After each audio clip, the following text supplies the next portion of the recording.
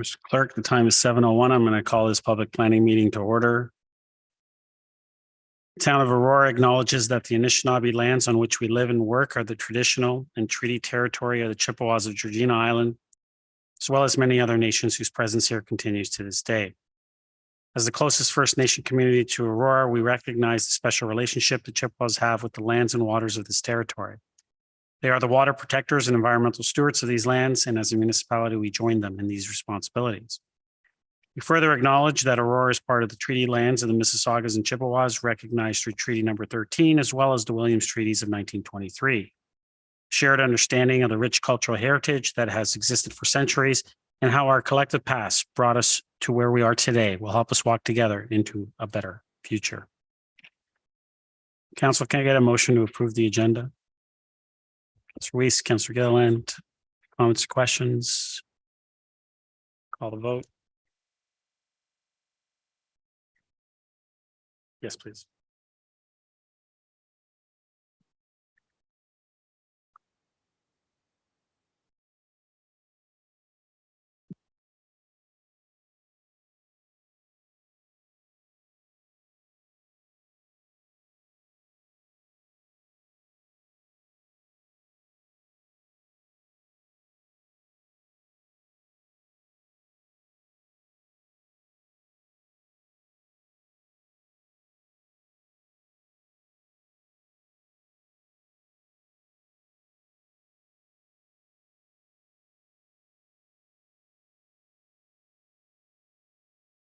Councilor Kim on the agenda? Yes. Councilor Kim's a yes.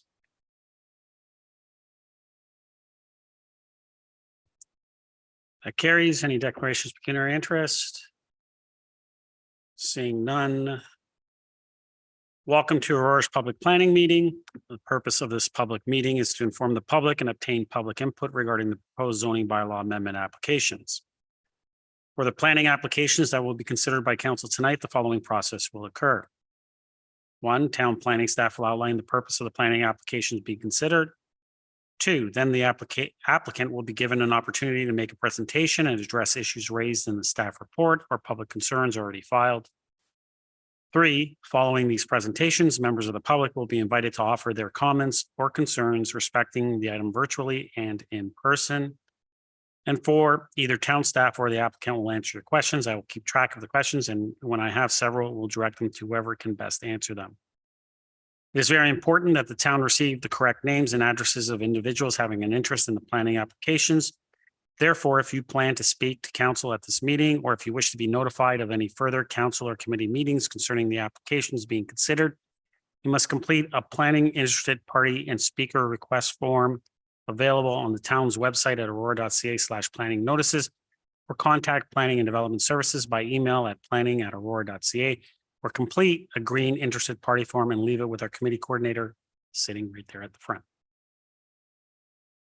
Under the Planning Act, the applicant or residents have the right to appeal any decision of council on a planning application to the Ontario Land Tribunal, but you must verbally express any comments or concerns here tonight or submit any comments or concerns in writing to the town prior to council adopting an amendment. The tribunal may dismiss all or part of an appeal made in respect of an application. This public meeting is being audio and video recorded. Names, addresses, comments, and any other personal information are being recorded according to the Municipal Act and the Municipal Freedom of Information and Protection of Privacy Act. This will help our town clerk prepare accurate minutes and to create a record that is available to the general public, including the town's website. Questions about this collection should be directed to the town clerk, Town of Aurora. I will now ask the town clerk to confirm that notification to the public occurred as required by the Planning Act. Mr. Clerk. Thank you, Mr. Mayor. Respecting item 5.1, application for zoning bylaw amendment, Edenbrook, Inc. 1001 St. John Sideroad, part of lot 25, concession 2, file number ZBA 2012-12, and related file number SUB-2012-04. On May 25th, 2023, a notice of public planning meeting was issued to all addressed property owners within 120 meters of the subject lands, published in the Auroran and Aurora Banner newspapers, and posted on signage on the subject lands. Public notification for the first item has been provided in accordance with the Planning Act. Respecting item 5.2, application for zoning bylaw amendment 1626238 Ontario Inc. 326 Old Bloomington Road, Lot 3, Plan 166, file number ZBA 2023-01 and related file number SUB 2023-01. On March 16th, 2023, a notice of complete application was published in the Aurora and Aurora Banner newspapers. On May 25th, 2023, a notice of public meeting was issued to all addressed property owners within 120 meters of the subject lands, published in the Aurora and Aurora Banner newspapers, and posted on signage on the subject lands on May 23rd, 2023. Public notification has been provided in accordance with the Planning Act. Thank you, Mr. Clerk. I will now ask the Director of Planning and Development Services to begin with the presentations. Mr. Romano. Thank you, Mr. Mayor. Our planner, Ken Ng, will provide an overview of the first planning applications. And then the owner has their planning consultant, Mr. Murray Evans, who also has a presentation. So if we can ask Kenny to begin. Thank you. Kenny.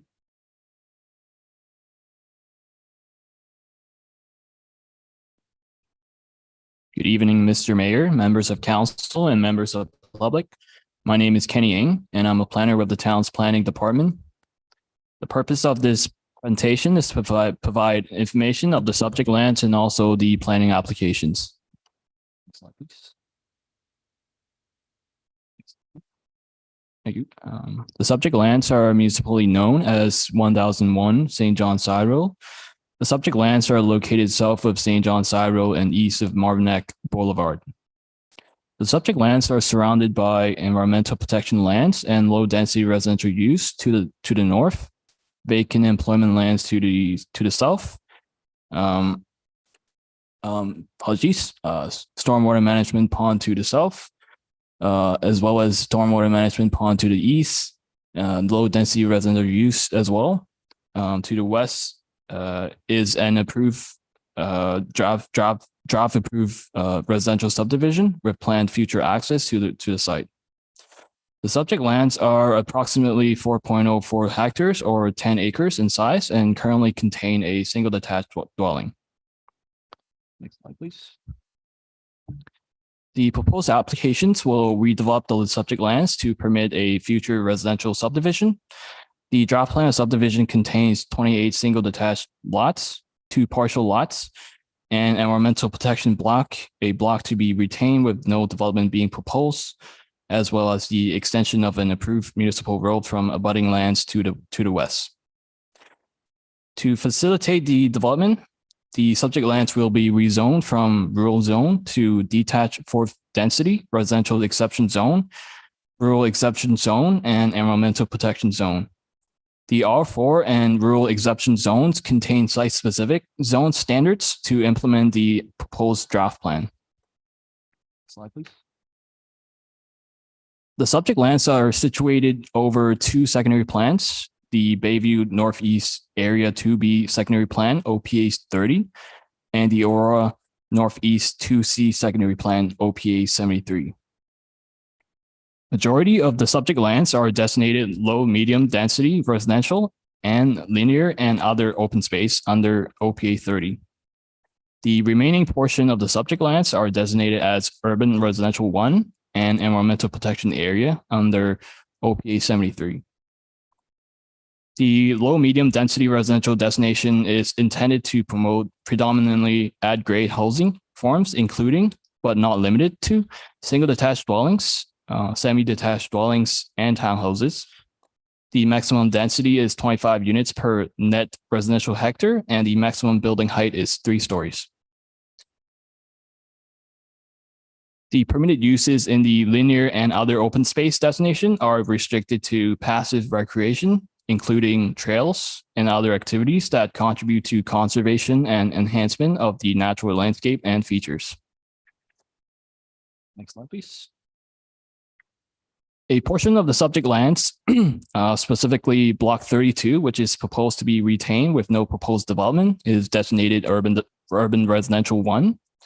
Urban residential 1 is intended to promote well-designed, low-density housing. A portion of the environmental protection block, Block 31, that is proposed to be conveyed to the town, is designated as environmental protection area. This designation is intended to identify, protect, and enhance the natural heritage features and functions that will form a greenland system. Permitted uses are limited to low-density recreational uses, conservation uses, infrastructure and utilities, and existing non-conforming uses. Next slide, please. The subject lands are currently zoned rural under the current zoning. Under the rural zone, agricultural uses, detached dwellings, second suite, greenhouses, home occupations, and place of worship are permitted uses. Please. As mentioned earlier, the draft plan of subdivision consists of 28 single detached lots, 2 partial lots to be merged with adjacent approved subdivision, and environmental protection block, municipal road connected with adjacent block, and a retained block without any proposed development. Next slide, please. Here is an overlay with the adjacent draft approved plan of subdivision.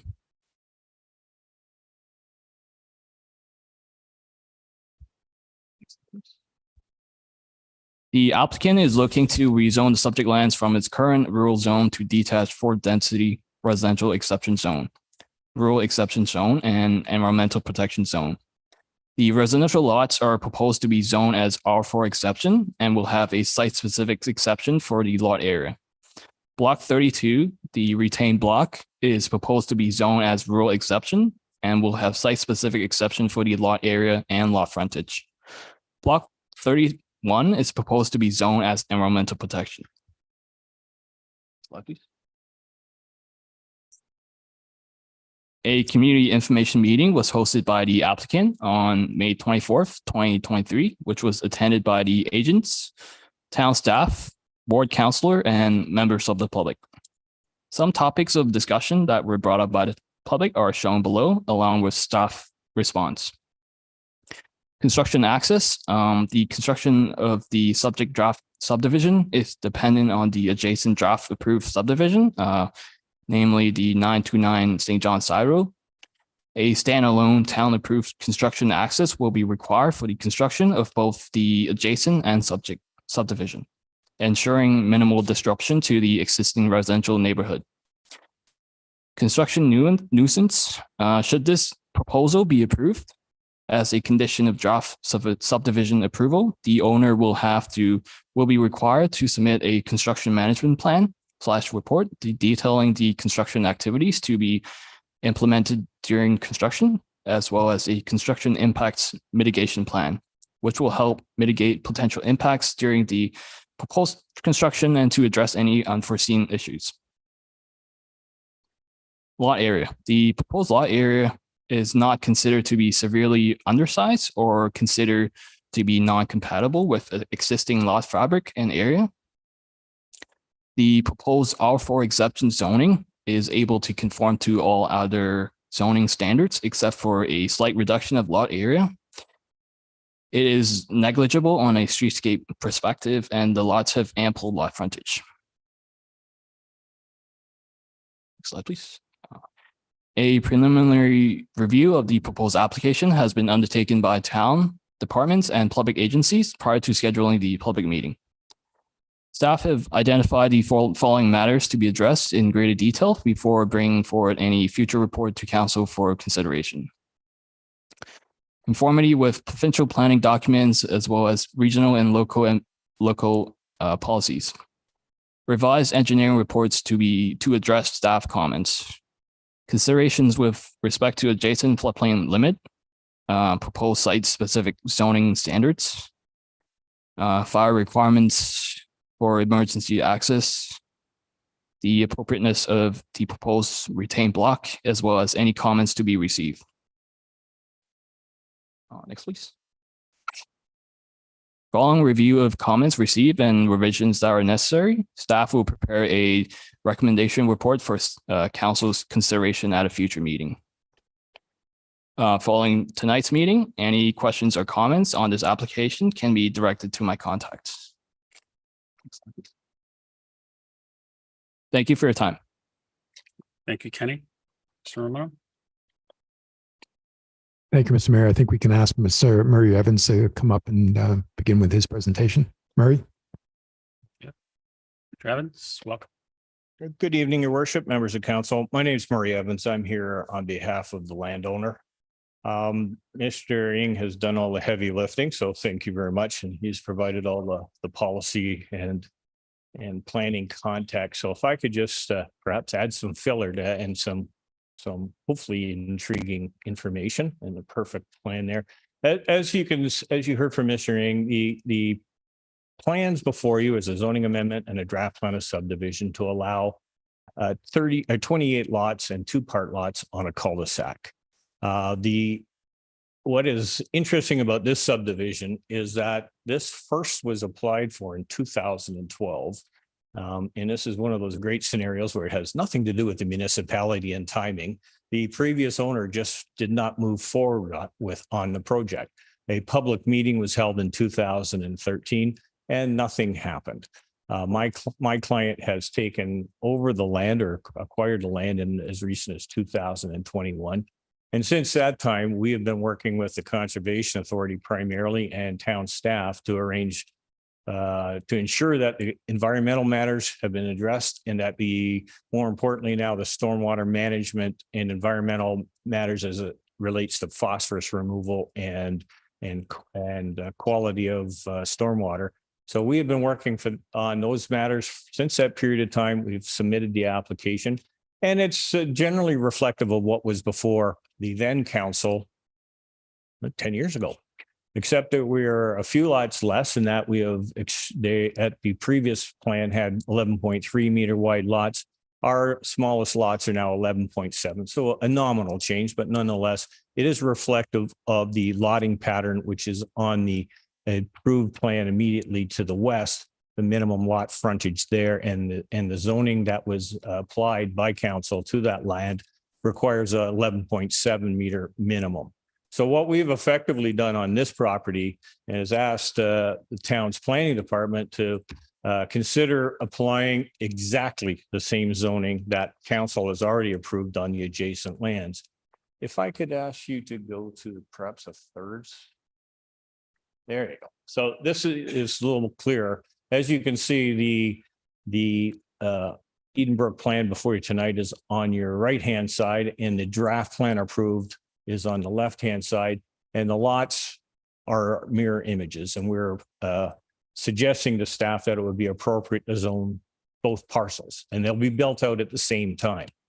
And you can see, your worship, through this plan that the access is from Van Allen Way. We appreciate that when we went through the original plan that there was concerns about traffic and construction traffic, primarily construction traffic. We understand there will be additional vehicles in the fullness of time, as we're going to have approximately another 50 to 60 homes in this area. But I believe that's somewhat manageable and tolerable given that they're all single family homes. And we can shortly go down Van Allen Way, and I believe it's off Cosford and get back to Mavernack. So we don't need to have traffic moving or meandering through the community. So that has been approved, that access point. As Mr. Ing indicated, key that we heard at the 10 years ago at the public meeting. I have printed up the minutes of that meeting. And also we heard a few weeks ago at the community meeting is how do we manage the construction activities?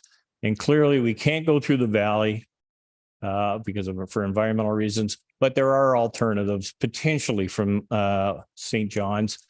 We'll have to deal with the region, or perhaps off of Mavernack. And there's ways of controlling the problems. And as you heard from Mr. Ing, we'll be putting forward a construction management plan discussing the most appropriate form of access with city staff so we can do our best to minimize. I personally don't see any need to go all the way down through Van Allen up Cosford to get to the subdivision with construction traffic, but that'll be determined primarily by town staff. The plan, as you have seen, is somewhat of a mirror of the adjacent plan. It protects the environmental lands.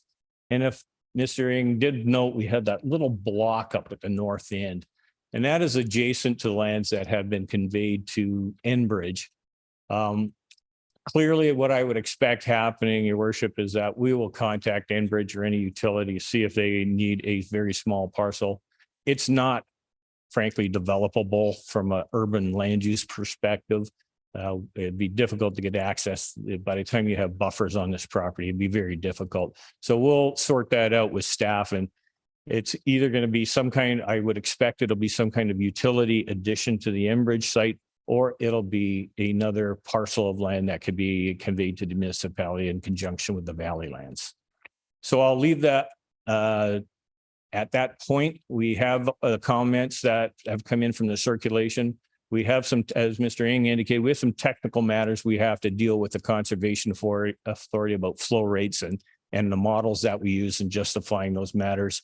I have not seen any comments that are saying this plan needs to be adjusted to any great extent. So we'll continue to work with the agencies and staff and hopefully be back to you with a very solid plan.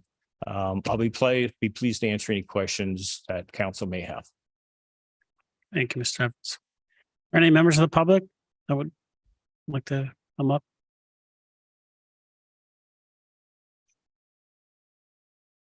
Going once, going twice, 3 times.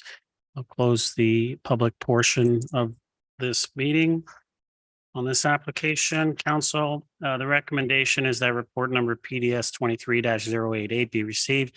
And 2, that the comments presented at the non-statutory public planning meeting be addressed by Planning and Development Services and a report to a future general committee meeting. Would someone like to move that recommendation? Councillor Gilliland, Councillor Thompson, comments or questions to the applicant or to the report? Councillor Gilliland. Thank you. Just a quick question about the climate change considerations.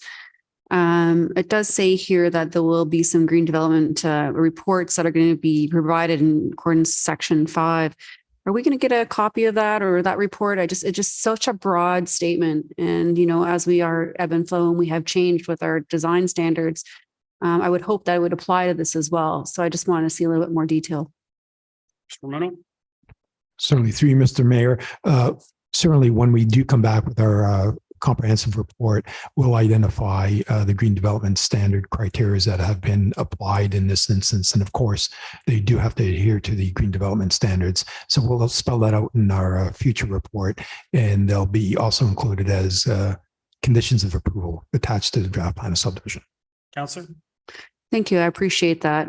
Especially as we are doing more development, I think it is really good for the public to see where we are making those changes in that section and be a little bit more detailed. And it does really highlight what we're trying to do to be a little bit more climate conscious. So thank you. Thank you. Councillor Thompson? Thank you. Could I ask if staff could put the aerial photograph showing the proposed subdivision as well The as last one that was up? as well as the lotting for the one to the west?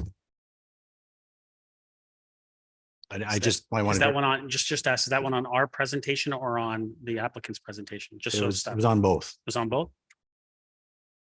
there. Yes, That was that one perfect. right there. And I really wanted to direct the question to Mr. Ramono, just to confirm, while we're here to talk about the subdivision to, it's actually, I'm going to direct it to the staff. Yeah, Thank you. Mr. Thank you, Evans, though. I'll call you up if I need you. Either one's fine. So while my question, that one's fine. Thank you.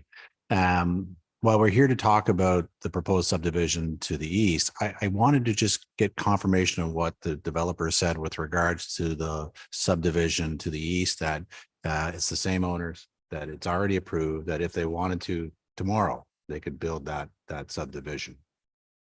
Mr. Romano? And I think the one to the west. To the west, sorry. Yes. Yes, sorry. Through you, Mr. Mayor. That's correct, Councillor Thompson. The application to the west came in at around the same time back in 2020.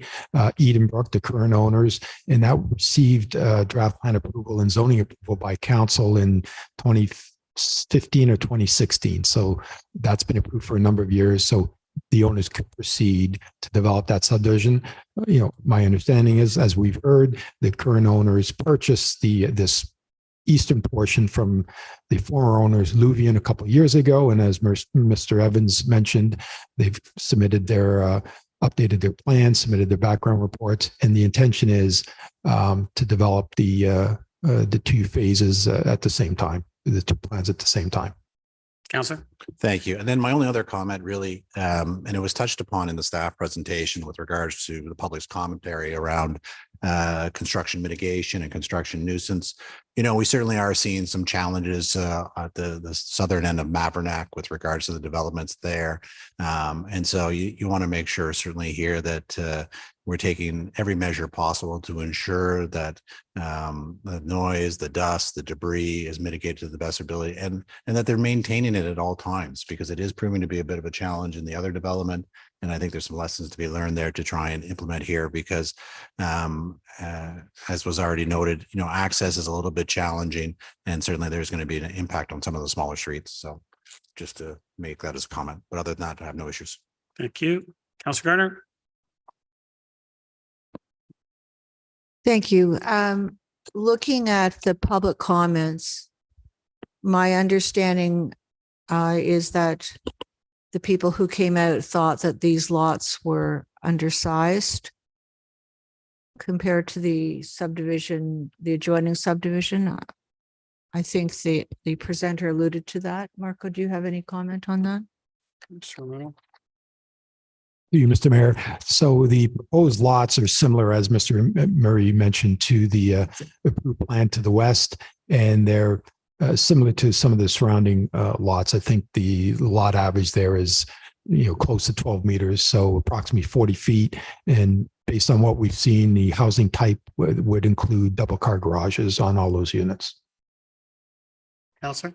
They're 55 square meters smaller, these lots. I don't really know what that means, but I can see that might be a concern. I have a concern. Why are there two lots being kept for future residential? Why aren't they being developed now? Mr. Romano. Through you, Mr. Mayor, if you can put up that, I think you're referring to the lots 20. 29 and 30. Yeah, so they're part lots. They will be combined with the part lots to the west to create full lots.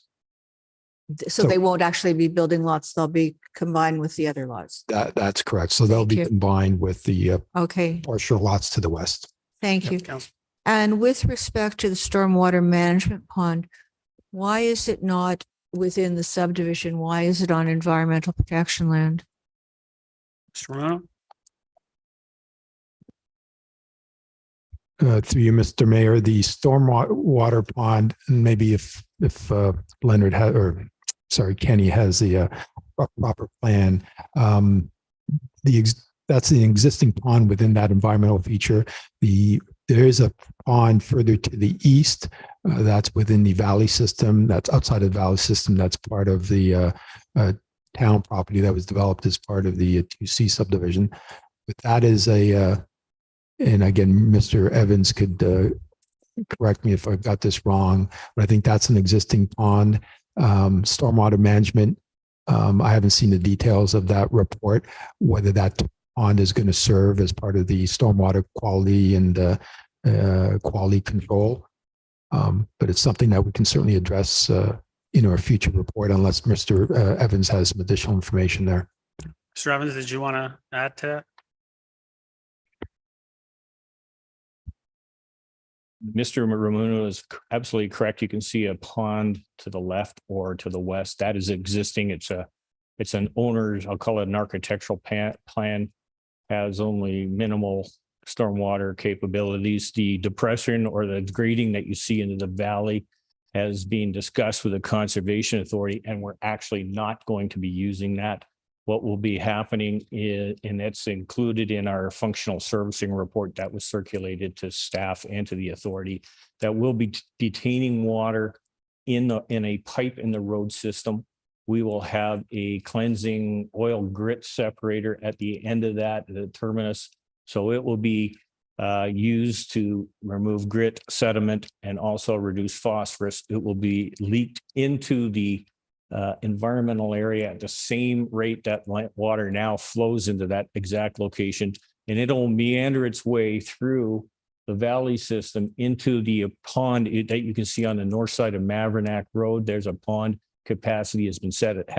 That pond was designed to accommodate these lands, so the flow rates have all been administered probably 10 to 15 years ago, I guess, when Mattamy first built that pond up in that area. So that little depression will not be there when you see our design plans. Counselor? Thank you. That's good news. May I, you might have to come back. I think going back to some of the residents' concerns about the size of the lots, they were worried about the number of trees that would have to be cut down doing smaller lots. There's a big concern in Aurora about the losing trees. So can I ask through you, what are you going to be doing about the trees on the entirety of the property? Are you going to be trying to retain what you can? Mr. Evans? Chair, you, Mr. Mayor. as not a surprising answer coming from a consultant, we will be doing the best that we can to retain the perimeter trees. Through the chair, whether that these are all minimum 11.7. As you get some to the northeast component of the plan to become more than 12 meters in size. The entire subdivision to the west, which is the draft approved, the minimum in there is 11.7 as well, and the larger lots are located on Mavernack. So we're matching the frontages of Yes. the exact. Now, coming back to the tree question, clearly when that goes in, only the perimeter trees can be saved that exist because of the earthworks that are required to take place to service and grade. So what subsequently will happen is we'll have to come up with a planting plan for any trees that are removed, and we'll restore in the valley and also on the individual lots. And if we need to make it up through your tree replacement process, then we'll have to do so. Counselor? Thank you. Thank you. And I would just like to say to Mr. Amuno that when we talk about replacement trees, tree compensation trees, that we think about what is going to be good for the future with respect to climate change, which is partially trees with deep roots and anything else that's the common wisdom out there. But what we plant is very important because we want it to live. Thank you. Thank you. Counselor Gallo? Questions answered. My question's answered. Oh, you're quite. Next, Counselor. Counselor Kemp? Thank you, Mr. Mayor. Through you to Mr. Ramuno, Mr. Evans mentioned regarding the construction access, which was, I was present at the public open house, and the biggest concern, it seemed to me, was about the construction access. Mr. Evans said that it was dependent on staff. So can you advise whether the construction access can be accessible via Mavernack versus Van Allen? Mr. Rono? Through you, Mr. Mayor, that's something that we'll certainly sit down with our staff and regional staff to determine the appropriate construction access. I don't think there'll be a problem with construction access on the Mavernack. We'll have to talk to regional staff with respect to St. John's. That I think is probably a little more complicated, but we'll definitely sit down with staff to determine the appropriate location for the construction access. At this point, Mavernack is certainly a possibility. Counselor? Great, thank you. Thank you. Any other comments, questions? Call the vote.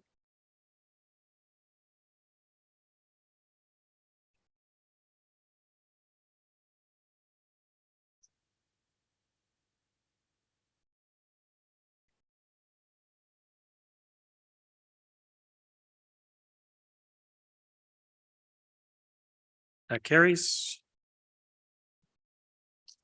If there was anyone here for this application, and you want to stay informed, please see Linda at the front there and fill out one of those green sheets.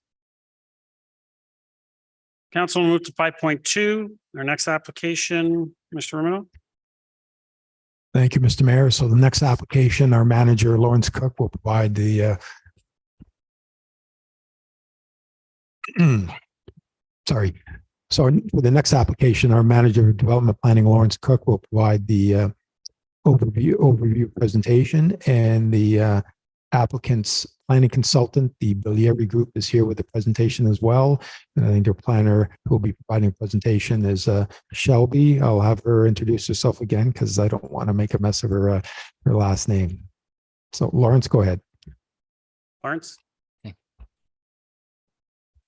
Well, good evening, Mr. Mayor, members of council and members of the public. My name is Lawrence Cook. I'm the manager of development planning here with the town. And the purpose of this presentation tonight is to provide an overview of the subject application. So the subject lands are municipally known as 326 Old Bloomington Road, which is generally located just north of Bloomington Road, west of Bayview Avenue, and east of Young Street. The subject land is approximately 2 hectares or 5 acres. Given that the properties within the settlement area of the Oak Ridges Moraine, the subject lands is adjacent to a variety of new developments in the area. As you can see on this aerial photograph, that immediately across the street to the south is the town of Richmond Hill, who is also part of the Oak Ridges Moraine and have homes ranging from 20 to 40 feet lots. And just a little bit over to the west is it's an approved subdivision, 50 lots in Aurora, also known as Ambrian Homes. Immediate to the east are estate residential subdivision. So what's the owner proposing at hand here? So the proposed subdivision consists of 10 single detached lots ranging from 32 to 43 feet, serviced by a public road. It's designating the remainder of the properties as environmental protection. The owner also do need a zoning bylaw amendment, and not to only implement the proposed subdivision, but also bring the town zoning bylaw into conformity to the secondary plan. Right now, it's zoned as estate residential, but through this application, the lands will being proposed to have environmental protection zones. It's also being added a provision about a 40% maximum landscape open space. It also will clarify on how we calculate corner lots with daylight triangles, which occurs in numerous sites in town with this similar site-specific provision. Now, the subject land is situated in secondary plan OPA 34. Policy within OPA 34 illustrates how the lands are within the settlement area, which means new development may occur subject to the conditions and criteria in place. But what are these requirements you're thinking of? Well, you'll need a density level of 5 units per hectare or 2 units per acre. You're going to have municipal services. You need a minimum separation of 35 meters from a state residential designation. And also require that minimum 40% of lot area for landscape I mentioned earlier for the zoning. I also like to add that OPA 34 directs new development to determine their size of the ecological buffers through a preparation of an environmental impact study. OPA 34 also requires new development in this area to prepare a block plan. The purpose of the block plan is to help identify how the subject development may potentially connect with the surrounding area. In this slide, it shows where some of the potential connections will go to the immediate to the west.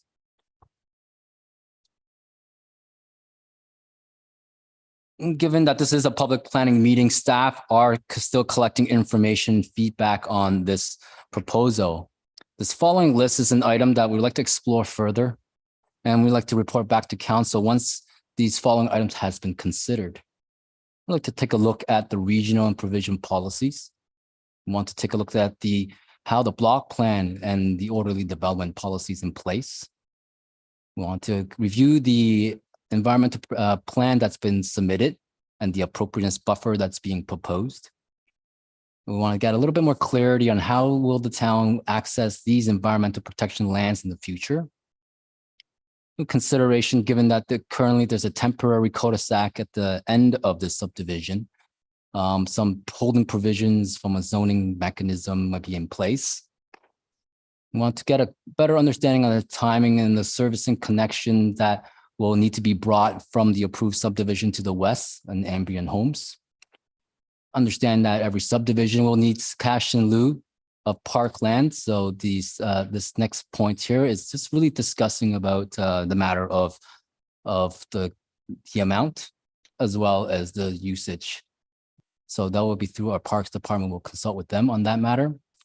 And some of the more at hand matters we would like to discuss is about the emergency access, as well as garbage truck maneuvering. Urban design is always in the top of our minds, especially for these infill developments in terms of safety and compatibility. And we've just talked about the town's green development standards, which the applicant has also submitted as part of their complete application. So this was following the review of the comments received and if any revisions are necessary, staff will prepare a recommendations report for council's consideration at a future meeting. And at this time, thank you for everyone's time. Thank you, Lawrence. Mr. Romero? Thank you, Mr. Mayor. If we can ask Shelby to come up.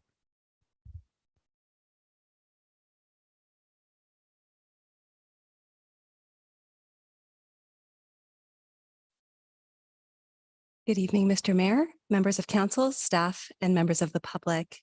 My name is Shilpi Saraf Outerlinden, and I'm an urban planner with the Bigliari Group.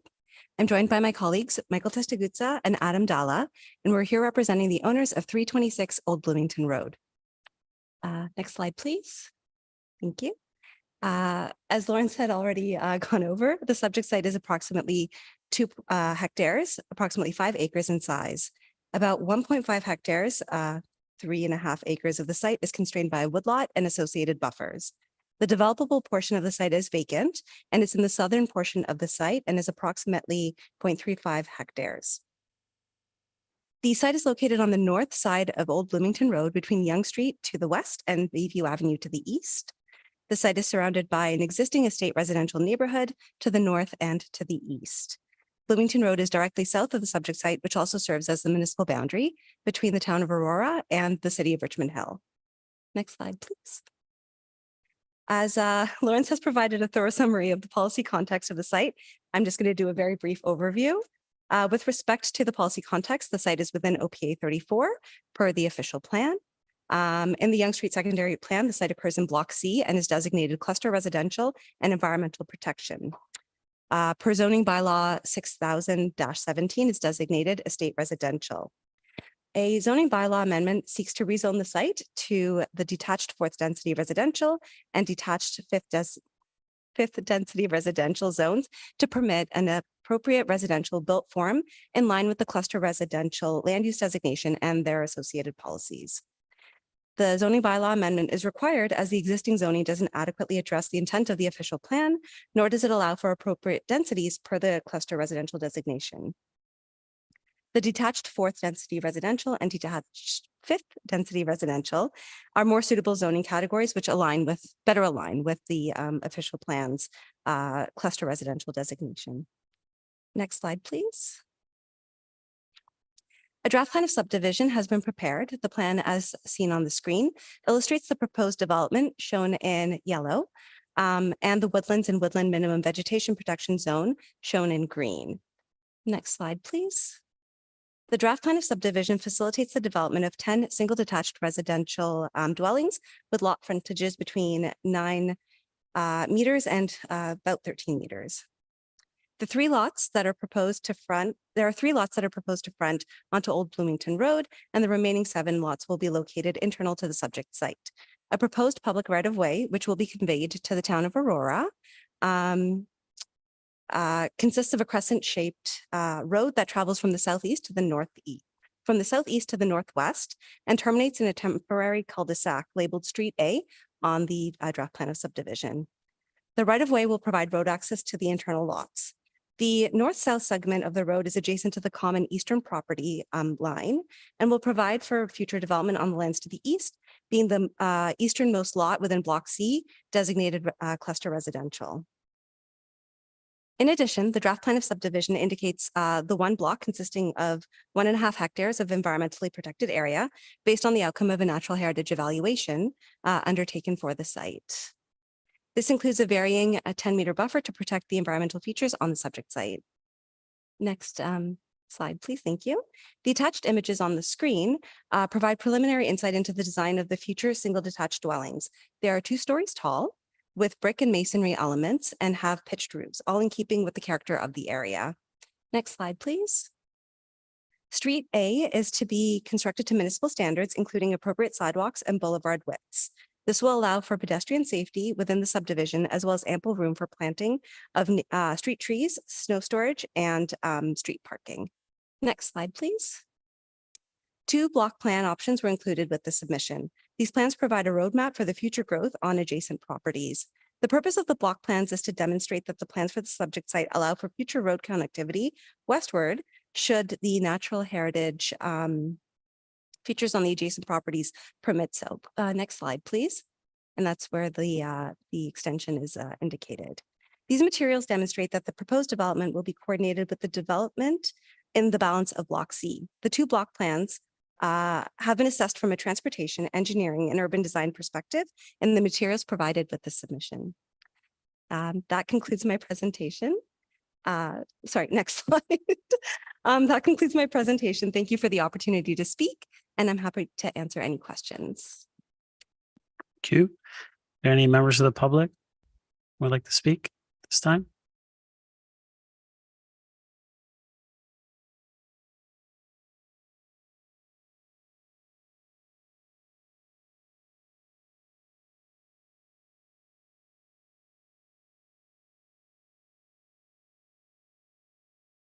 Welcome. If I can just get you to state your name, and you have 5 minutes. Yes, my name is John Green, and I live at 5 Fox Point in Aurora. So my question, let me just give you an update. I have been in contact with the Bigliari group, spoken to Michael Tetsuguta, and myself and Warren McClure, and we are both co-chairs of the Ratepayers Association of Young South.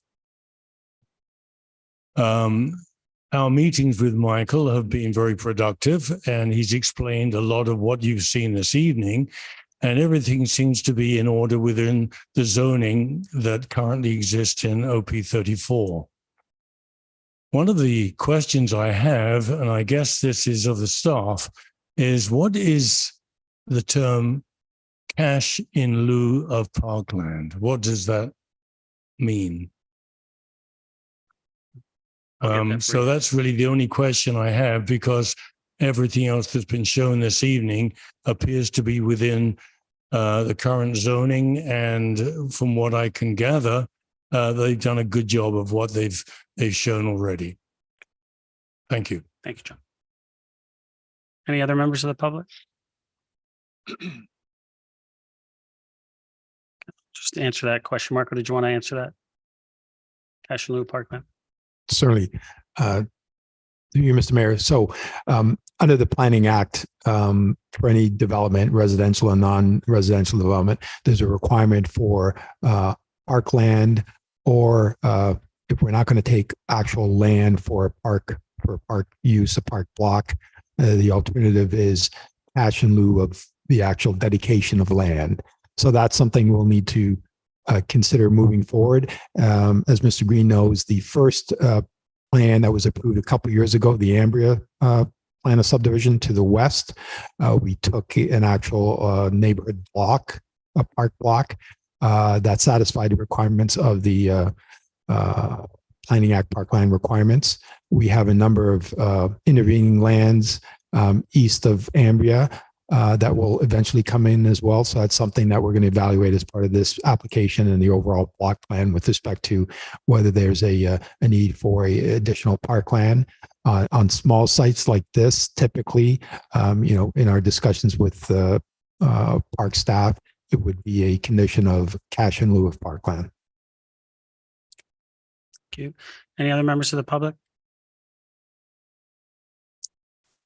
Close the public portion of this meeting for this application. Council, the recommendations that report number PDS 23-087 be received. And 2, that the comments presented at the statutory public planning meeting be addressed by Planning and Development Services in a report to a future general committee meeting. Would someone like to move the recommendation? Councillor Thompson, Councillor Gilliland, Councillor Gunner. Comments or questions to the applicant or to the report? Thank you, Mr. Mayor. Not quite sure who would answer it.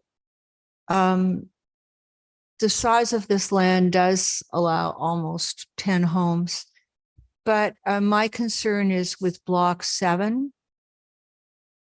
In order to achieve the size of that block, the natural heritage buffer is going to be reduced and then increased on the other side. That's not really how natural heritage buffers work. It's there to buffer a feature. So I'd like to know what's there and why it can be disregarded and the buffer can be changed. Romano? Certainly through you, Mr. Mayor, as Lawrence mentioned, that's one of the matters that we're going to address moving forward. So the applicant, along with all the other technical background reports that were submitted, they submitted a natural heritage evaluation report authored by Beacon Consultants. They've identified obviously the significant wood lot, which is part of the lands further to the north. They're recommending that a slight encroachment into the buffer based on, in their opinion, it's not considered, that area of the woodlot is not considered a significant part of the woodlot. That's something that we're going to get, that this environmental report will be peer reviewed by a third-party consultant and will provide those recommendations to council at a future meeting. And we'll recommend whether the current plan before us needs to be reconfigured, or if we're satisfied with the results of that peer review. Counselor? Okay, I'm not sure I'm clear. I do know that woodlots are significant under the region's OP and under ours. So if that area is woodlot, you just can't cut it down for a house. So how did you say that's going to be resolved? Mr. Romano? Through you, Mr. Mayor. So we have a natural heritage report from Beacon, and they've made recommendations based on the plan before us, resulting in the lotting before us, with that encroachment within of the buffer area, not within the significant feature. It's just a reduction of the buffer. We are going to get that environmental report peer reviewed by a separate environmental consultant, and then we'll report back on the results to council as to whether any revisions need to be made to the plan or not. Counselor? Thank you. Through you, Mr. Mayor, consultant hired by the town. Mr. Romano? Through you, Mr. Mayor, that's correct. Counselor? Thank you. Sounds good, Mr. Romano. Could I just know about this temporary turning circle? Is that just for construction? Mr. Romano? Yes, through you, Mr. Mayor, can we put up the one of the lead location maps? So just moving forward with respect to It's between lots. Well, Yeah. 5, 6, 7, 8. so the access being proposed here is direct access from Old Bloomington and then over to the west to connect to the adjacent lands to the west. So I think we've identified a temporary turning circle along that leg of road. Again, it's still early with respect to when these lands, if they do get approved, when they will develop, because the servicing will be coming from the lands to the west. The Ambria development is the first application that's been approved, and it's being serviced as we speak. This council, we will see additional applications from the lands to the west as well. So that temporary turning circle, if these lands do develop in advance of the lands immediately to the west, they would need to construct a temporary turning circle. But again, that's a little early to say whether that would be required depending on the timing of the development to the west. Counselor? Thank you. Through Mr. Mayor, are you saying that Old Bloomington Road isn't going to be used as the construction road, that there's going to be a road going through the lots to the west? Mr. Romano? Perhaps I misunderstood. No, through you, Mr. Mayor. No, just to clarify, so direct access will be from Old Bloomington, and construction access will likely be from Old Bloomington. But in the ultimate scheme of development within this area of the block plan, I'm not sure if we have a block plan that we can put up, but Street A will eventually connect west to the other lands that will also be developed and will continue on further west to the Ambria subdivision. But no construction access will likely occur from Old Bloomington. They've got direct access to Old Bloomington. So this is really a block plan. This is the ultimate sort of development of the build out. So council's only seen this application and the application, the Ambria application, which is the lands to the west, 50 lots that were approved and are being serviced as we speak. There are another 6 or 7 different land holdings in between that will eventually come in for similar development applications. But this is the road network scheme that we will ultimately see when all the lands are developed. Counselor? Thank you. Follow up. What I see on the screen is I see a lot of green area. That's environmentally protected area. So there's a road going partially through that, and well, there's definitely at least one road going through that environmentally protected land, and that is already the design of block plan. That one's already approved, Counselor. We've approved a road through the Yep. environmental protection area. When did we? That's the Ambria subdivision, and that was approved when, Mr. Romano? Through Mr. Mayor, that was approved 3-4 years ago, I believe. Yep. Is that Claudio's one? Pardon? Okay, I'll ask you later. Okay, not pleased about that. The rest of it sounds okay, except for that buffer area. Thank you. Thank you. Counselor Gallo? Thank you. Just to follow up on that, and just so I understand, who, through you, Mr. Mayor, developed the block plan? There's 2 that was shown that's in the report. One that was on the screen just a minute ago connects that road west towards the other roads, and one that it doesn't. And there's I guess environmental protection lands where that proposed road is. Are we expecting anytime soon for those other applications to come before us and have kind of a larger, better idea of that road structure? Mr. Romano? To you, Mr. Mayor. So the one benefit here is I think that this consultant, the Bilieri Group, we're also the planning consultants for the Ambria application that was submitted a number of years ago and approved the westerly development, the larger land holding of about 50 lots. So they've been working with staff throughout the years and some of the intervening landowners to create a road network that would work based on the environmental studies that they have prepared for their individual applications.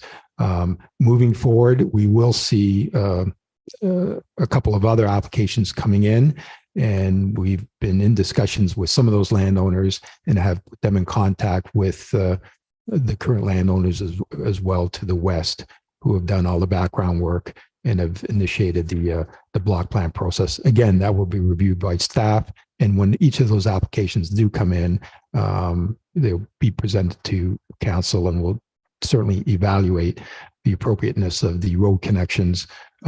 First and foremost, obviously, and they're all aware of this as well, the applicants, the environmental protection areas need to be addressed. Ambria has been working with the Conservation Authority, and we will be working with Conservation Authority as part of their review, where they're still required to provide review with respect to hazard lands.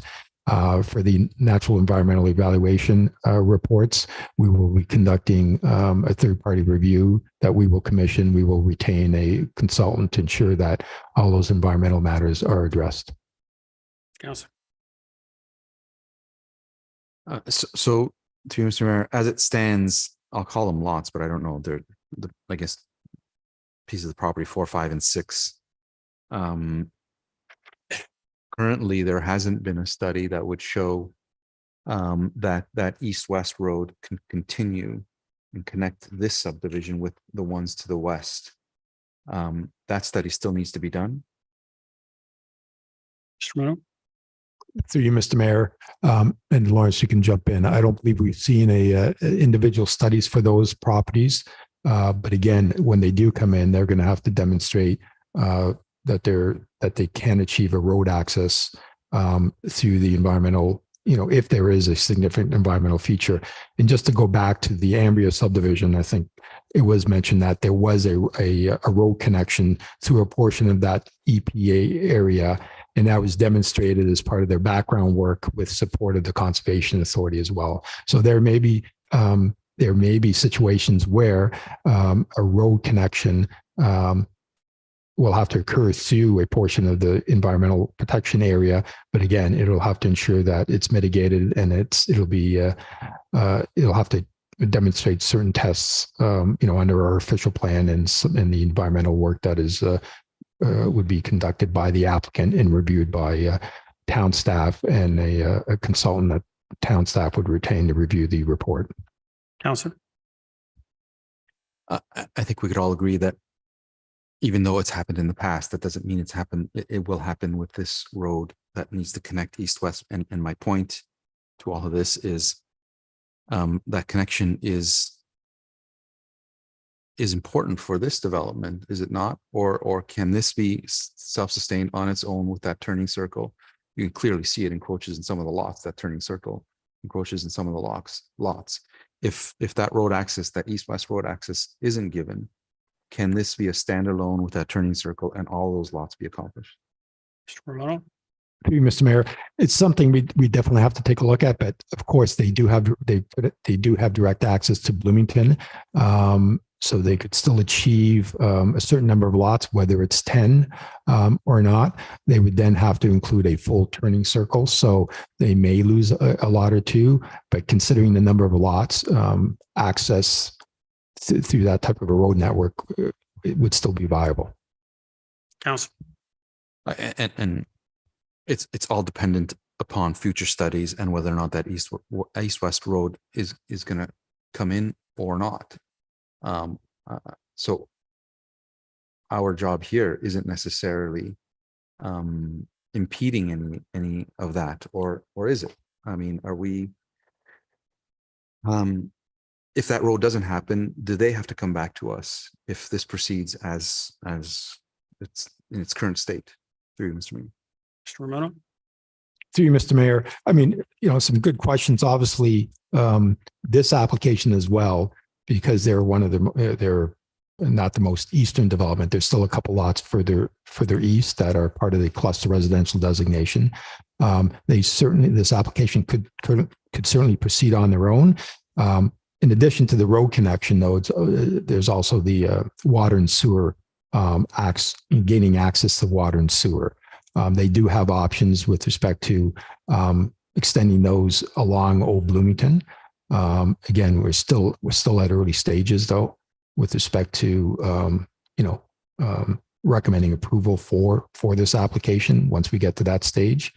But again, duly noted, there's still a bit of work that needs to be done with respect to some of the environmental work. And of course, the block plan process with respect to the intervening lands and the location of the east-west road connection. Counselor? Okay, I mean, my feelings are very, very high level. I mean, I don't have an issue with the development. I just feel like it's somewhat premature that we should be kind of moving from west to east, or west to east, in an orderly fashion. This just seems like we're plopping it right in the middle. We got a road structure that isn't finalized. We got a turning circle that may or may not exist.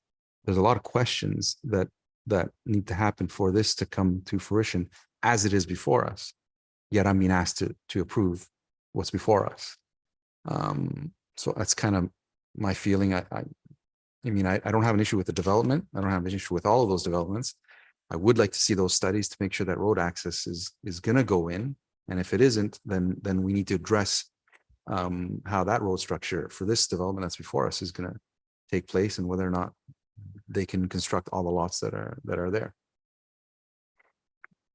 Thank you. Councilor Thompson? Thank you. Just one additional comment. It's been referred to a few times, but the fact that, we're going to need a third-party peer reviewer for the natural heritage evaluation, which is certainly a change for us this year. We can, unfortunately for us, under Bill 23, it amended the Conservation Authorities Act, which prohibited Lake Simcoe from being involved in these applications and providing that consultation and feedback on all these applications. And now at a cost to the taxpayer, we have to go out and get a third-party reviewer for it. So again, it's certainly unfortunate that Lake Simcoe can no longer support us. Yep. Any other comments or questions? Councillor Gardner, second time. Thank you, Mr. Mayor. Through you to Mr. Muno. Mr. Muno, I noticed something here that I don't believe I've seen before. 40% of the lot area has to be kept in the natural state. But you've also said here landscaped or natural state. So does that mean that it can be groomed into grass, or is it to be kept in its natural state? No. Through you, Mr. Mayor, and I'll let Lawrence jump in on this one with respect to the details. That is the standard, the 40%, 12% and 40% specifically of area that needs to be landscaped is within OPA 34, the secondary plan. And what that means is that 40% of the future lot area cannot contain a portion of the house or a driveway or a pool or accessory structures. But I think Lawrence may have a bit more detail there. Lawrence? Your mic's not on. So OPA 34 talks about a 40% open landscape. Now, this could be either natural conditions or landscape such as just grass itself. What the zoning bylaws being proposed here is to exclude accessory buildings and structures, including your decks and your swimming pools. And that's written right into the zoning bylaws. So when someone applies for a building permit in the future, they will start, building staff will see that and say, no, you cannot build within this area. Councillor? Thank you. Through you, Mr. Mayor, to one of you. So does that mean that somebody can take down the trees in that area? Mr. Rono?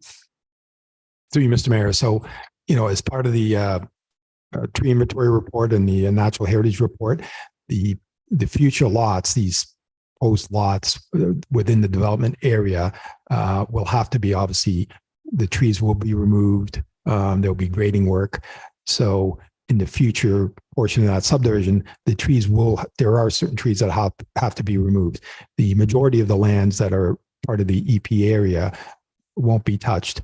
And as we heard from the first application, as part of our conditions of approval, there will be a tree compensation, a condition that will be included as part of our tree bylaw moving forward. So yes, once those lots are developed, that zoning bylaw requirement would state that 40% of the land will have to be just landscaped, sodded. There will obviously be street trees planted, et cetera. Future homeowners can plant trees, but no hard landscaping within that portion of the lot under the zoning bylaw. Councillor? Through Mr. Mayor, I do understand the intent of not having hard landscaping as it's on the moraine, but that wasn't exactly my question. So if 40% I'm asking that 40%, if that's a treed area, is the homeowner allowed to cut down those trees? Or do they have to come to the town for permission? Lawrence? Through you, Mr. Mayor, the town will have a tree bylaw in place. So this policy is essentially town-wide. So it pertains to not just this property in the Oak Ridge Moraine, but across the town, that if anyone has a tree on their property of certain size and health, it goes through our tree bylaw, we'll conduct that evaluation. Thank you. So follow up. So they'd be just like anybody else, any other resident. They'd have to come to the town. Correct. And we would make sure they know that. I agree with Councillor Gallo on this. I feel like it is premature to approve this. And I'd like to know through Mr. Mayor, if Mr. Runo has any idea when this block plan is going to, when we're going to know what it finally looks like. Mr. Romero? Through you, Mr. Mayor, I mean, just to be clear again, I don't, as council's aware, we're not asking council to, obviously approve anything tonight. This is the initial stage. The application came in about a year or 2 years ago. So we just wanted to, again, bring this to the public. We've identified some issues, matters that we need to address. We've obviously heard some concerns here this evening from residents and council with respect to moving forward. So it's something that we're certainly going to take a look at. We'll have the applicant also take a look at the lands to the west.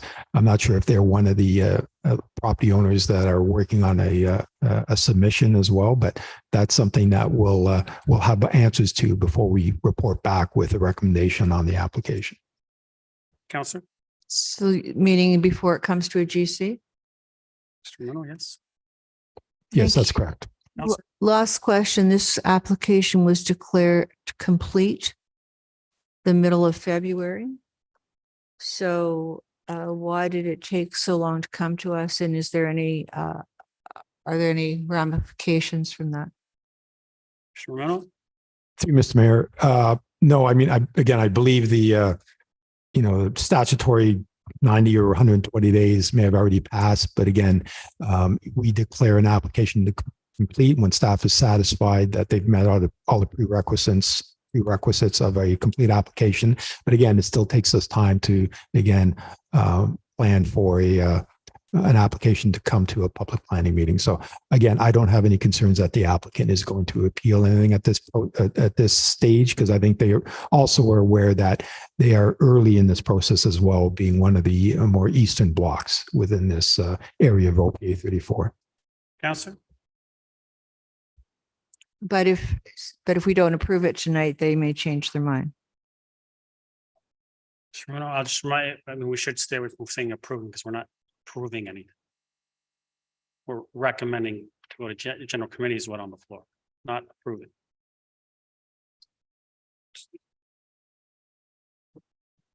Yeah, I know what that means. It means we're going to general committee. Yeah, I know what If we that approve means too.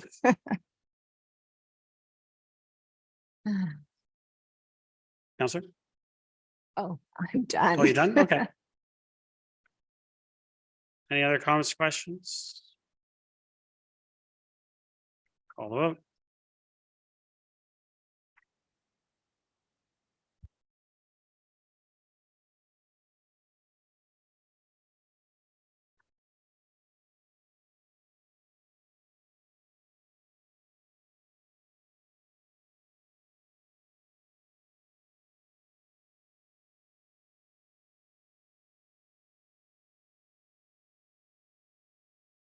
Yes.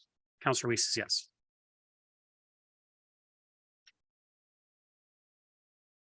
That carries. Confirming bylaw, who would like to move that? Counselor Thompson, Counselor Gillen, all those in favor? Opposed, that carries. Motion to adjourn. Counselor Gillen, Counselor Kim, all those in favor? Opposed, that carries. We are adjourned. Any members of the public, if you do want to stay informed of this, as I mentioned before, green form up in the front there, and you can just hand it back to